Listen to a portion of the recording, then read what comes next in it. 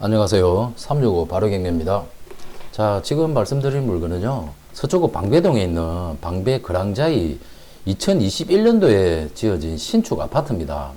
33평형 아파트고요. 전형적인 국민평형 아파트입니다.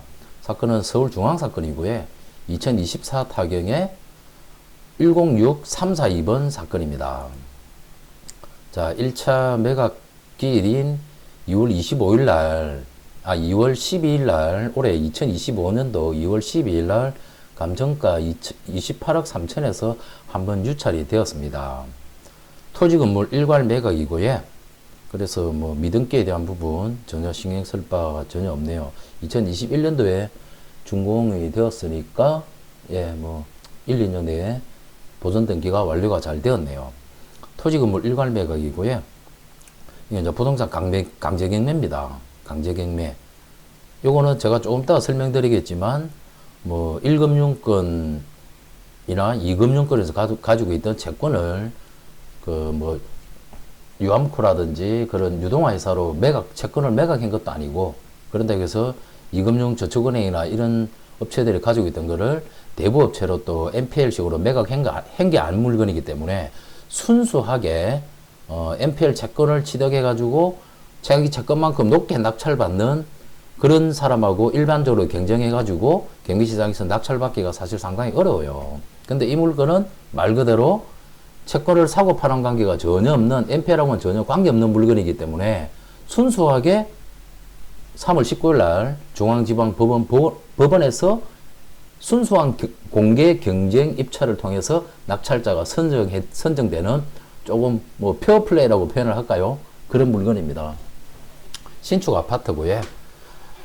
나름 뭐 방배동 그 우면산 아래쪽으로 방배역에서 도보로 약 한 10분 정도 거리에 위치해 있고요. 바로 뒤에 산 공원이 있어서 산책로하고는 잘 마련되어 있는 나름대로 아주 괜찮은 물건입니다. 이 물건은 특별하게 권리 분석 복잡할 거 전혀 없더라고요. 전혀 없고요. 간단하게 설명을 드리자면 앞에 내용들은 설명이 다 되었고, 그러면 법률적인 권리 분석을 한번 해볼게요. 여기에 임차인이 있습니다. 임차인이 있어요. 보존등기 보이시죠? 2022년도, 사용성은 2021년도, 그죠? 임차인이 있습니다. 있는데, 요거를 조금 잘 한번 보시면요. 여러분,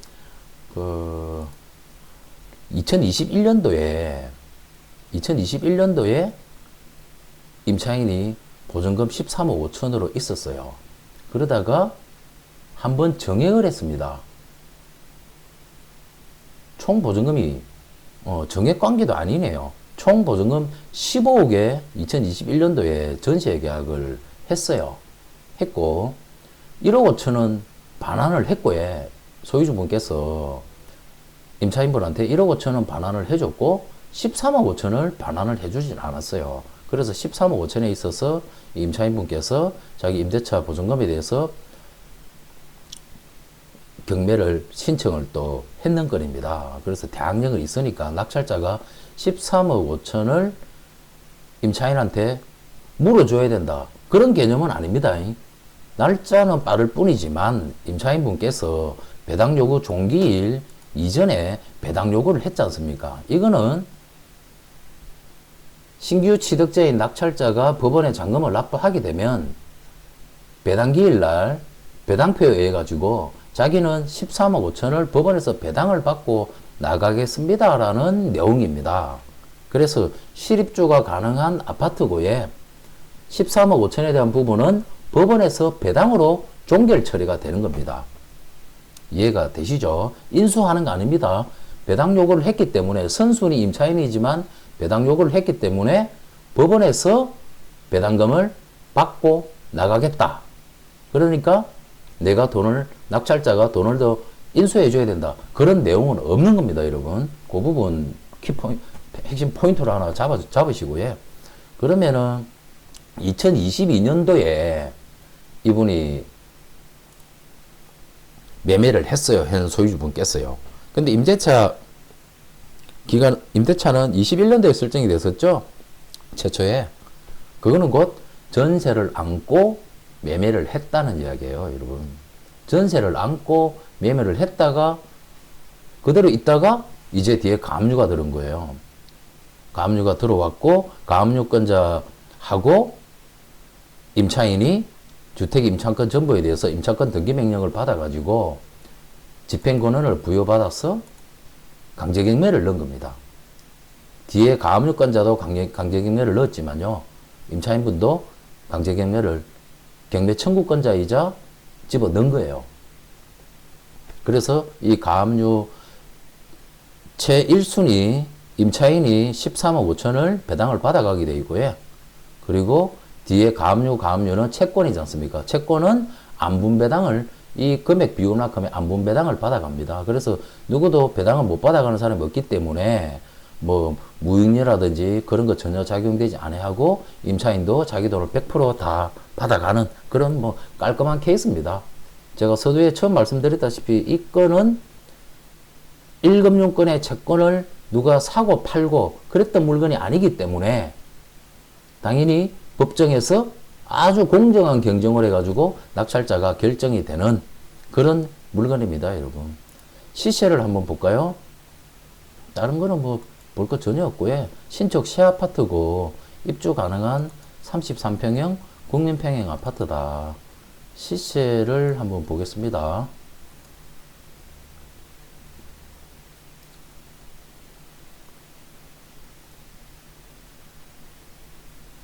왜 더디노?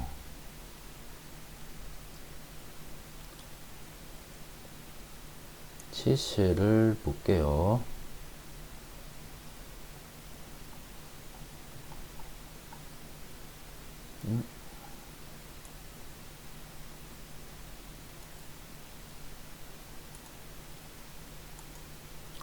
자, 시세를 볼게요.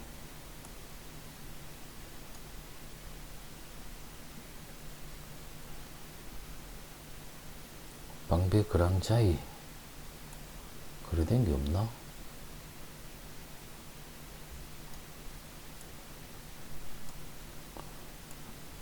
예, 거래된 게 없어요. 그죠? 요즘 찾아야 된다, 이제. 그래도 한번 확인을 해봐야죠. 방배 그랑자이.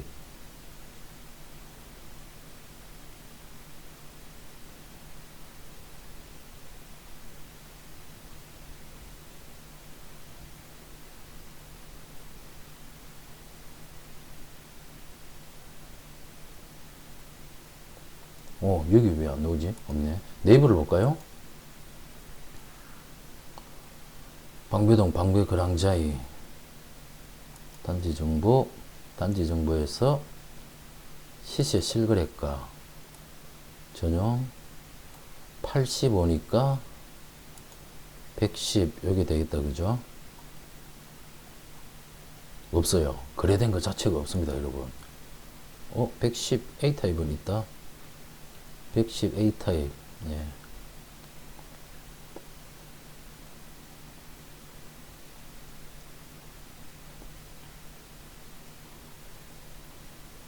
경매 나온 물건이 자, 보시다시피 백오동이지 않습니까? 백오동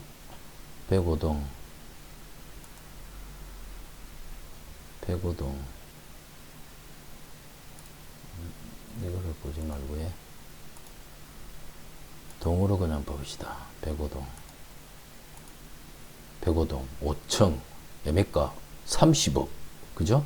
호가입니다. 호가 30억 중간층 31억 5층이 30억 이렇게 나와 있네요. 이렇게 나와 있는 물건입니다. 혹시 이 물건이 경매 나온 것 같은데요? 기분이?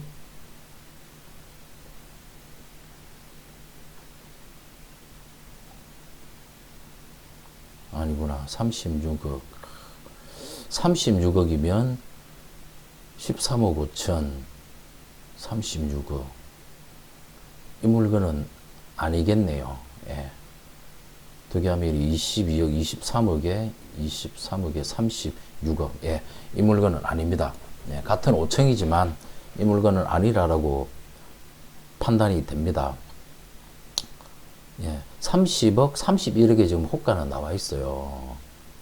실거래가 없나? 110A 타입. 요거로 보면 되네요. 예, 있네요.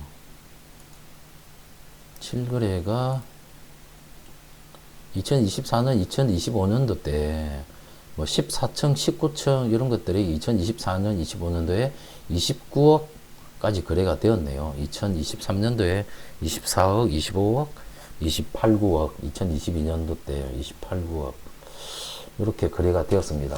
그렇다고 하면은 이 물건 지금 현재 진행되고 있는 이 감정가에서는 한번 유찰이 됐어요. 28억 얼마 있지 않습니까?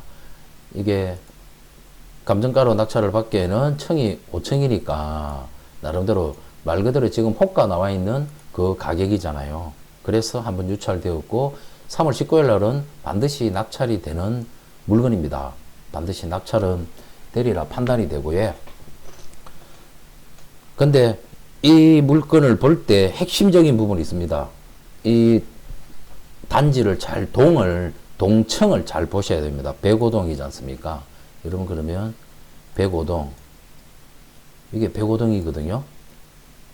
큰 위치를 그냥 보시면 방배역에서 남부순환로 올라오는 여기에 뒤에는 매봉 근린공원 산이 있어요. 그래서 뒤로는 아주 조용하고요. 여기 조금 오르막입니다. 오르막이고 앞쪽에 우면산 예술의 전당이거든요. 우면산 예술의 전당 그 아래쪽에 있는 건데 이 동이 105동 506호입니다, 여러분. 잘 보시면요. 1호, 2호, 3호, 4호, 5호, 6호거든요. 이 라인입니다. 6호 라인 요거예요. 여러분 이거 보시기 어때요? 저는 별로 아주 안 좋다고 판단합니다. 이 같은 단지 내에서도요.